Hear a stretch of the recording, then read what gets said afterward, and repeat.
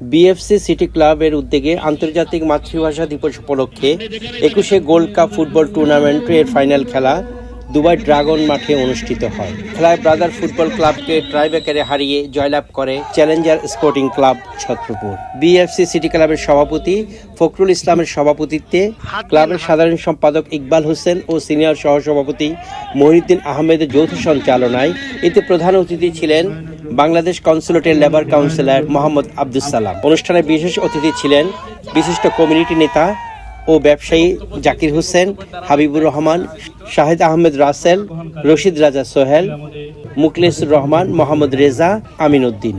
অন্যান্যদের মাঝে মঞ্চে উপস্থিত ছিলেন উপদেষ্টা মণ্ডলীর সদস্য হাজী নূর মোহাম্মদ, মোহাম্মদ সেলিম, এখলাসুর রহমান, বাবুল রানা, সহসভাপতি ইয়াহিয়া হক, মিজানুর রহমান, জিব্বির আহমেদ, প্রচার সম্পাদক খালেদ।